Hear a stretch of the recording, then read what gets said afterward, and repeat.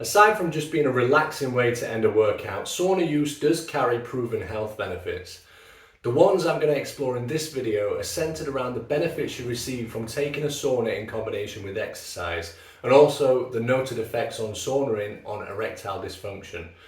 But before I get into the benefits, let's just quickly understand the different types of sauna and whether one is better than the other. Typically, you'll find three main types of sauna. Dry sauna, which is the traditional Finnish style sauna, wet sauna, which is Turkish style steam room like experiences, or infrared sauna. These are heated by light waves designed to heat your body directly and not the air around you. Now, although there are clear differences in the characteristics of these different types of sauna, and each study tends to center itself around one particular type, the benefits I'm about to cover are generally experienced across all sauna types, and the result, in essence, of heat stress, which can be achieved effectively with any one of these three different sauna types. So let's get into the benefits of saunaing. One of the most thoroughly studied benefits of post-exercise sauna is heat acclimation. The 2020 study titled Intermittent Post-Exercise Sauna Bathing Improves Markers of Exercise Capacity in Hot and Temperate Conditions in Trained Middle Distance Runners found during a 3-week-long study that saunaing post-exercise allowed athletes to reduce their peak rectal temperatures during exercise by 0.2 degrees Celsius. It also reduced their skin temperature by 0.8 degrees Celsius. Therefore, post-exercise saunaing could be an effective way to cope with exercising in hot climates. They extended this study over 7 weeks and found that whilst further effects on heat acclimation became smaller, it helped to reduce peak rectal temperatures by a further 0.1 degrees Celsius. This indicates that in relation to heat acclimation, maximum impact of post-exercise saunaing are felt mostly in the first 3 weeks. Interestingly, this study also monitored peak heart rates of those same athletes, which leads me to the second benefit of post-exercise saunaing: cardiac benefits.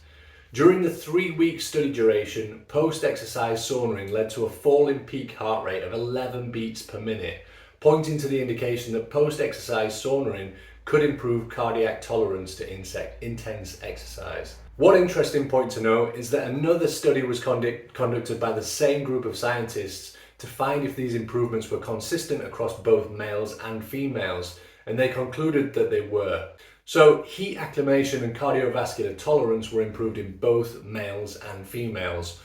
Although not specifically connected to post-exercise sauna, a similarly aligned 2021 study titled The Cardiometabolic Health Benefits of Sauna Exposure in Individuals with High Stress Occupations, a Mechanistic Review, focused on the effects of saunaing on fire officers, police officers and army personnel, since these people regularly encountered high stress situations in their occupations. This study found that following a single session, sauna bathing has been shown to acutely decrease blood pressure compared to pre-sauna measures and improve markers of cardiovascular function such as arterial stiffness.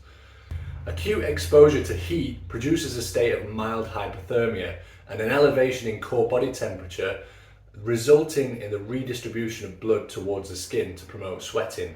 The removal of some metabolic waste byproducts like carbon dioxide and sodium, as well as of water, is increased and causes a rise in ventilation, blood pressure, heart rate and systemic cardiac output to compensate for the body's increased need for oxygen.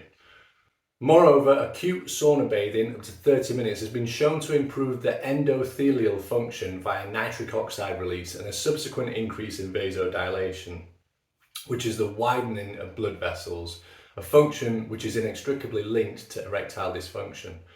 Collectively, these responses are described as an exercise mimetic, producing physiological changes similar to those of a moderate to vigorous intensity workout, and have led to the implementation of sauna bathing as an alternative therapy to exercise for individuals too impaired to regularly move.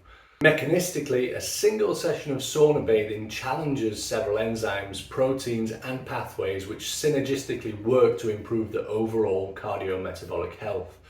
A common observation among individuals suffering from CMD are damaged or dysfunctional proteins, as changes in protein structure affect protein function. Heat exposure upregulates heat shock proteins that maintain the cellular environment by protecting against protein denaturation.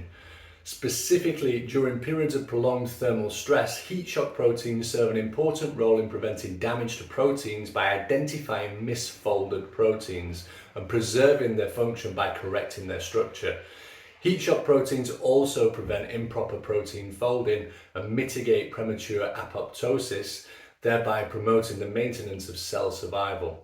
Acute exposure to heat also triggers the release of interleukin 6 or IL-6, a pro-inflammatory cytokine. IL-6 plays an important role in the initial stages of inflammation as its synthesis and release from the liver triggers the liver to produce several acute phase proteins. Provided that sauna bathing serves as a mild hormetic stressor and physiological systems, it is not surprising to observe an increase in circulating IL-6 levels. However, IL-6 is often overlooked as also an anti-inflammatory cytokine, as IL-6 also dampens the inflammatory cascade by signaling for the release of various anti-inflammatory cytokines such as interleukin 10 or IL-10. IL-10 is an important cytokine in the healing process as it ameliorates the inflammation cascade and inhibits several pro-inflammatory cytokines such as tumor necrosis factor alpha and C-reactive protein, or CRP for short. CRP is considered one of the strongest independent markers of systemic inflammation, and an elevation in CRP plasma levels correlates strongly with the risk of future adverse cardiovascular events. Early in vitro data demonstrated an inverse relationship between IL-10 and CRP levels. In addition, an inverse dose-response relationship was found between sauna bathing and CRP levels. While only a speculation, as the authors are unaware of any studies directly linking sauna bathing to both IL-10 and CRP levels, it's likely that the lower CRP levels observed in regular sauna users is a result of the chronic synthesis and release of both IL-6 and IL-10.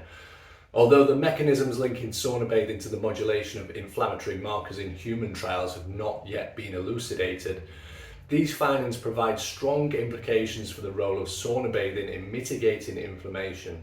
So, in summary, this study highlights two further benefits to sauna usage: increased vasodilation, blood flow in other words, and reduced inflammation.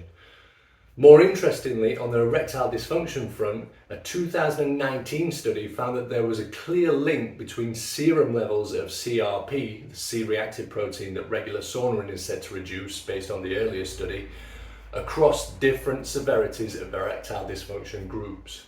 So, in other words, there is a clear correlation between the severity of erectile dysfunction and the level of C-reactive proteins, indicating that regular saunaing could potentially have a direct impact on the reduction of ED symptoms. So there you have it. I hope this video helped identify some of the main benefits of saunaing and the potential benefits to people who suffer from erectile dysfunction. If you like the information in this video, please go ahead and subscribe to our channel by hitting the subscribe button below this video.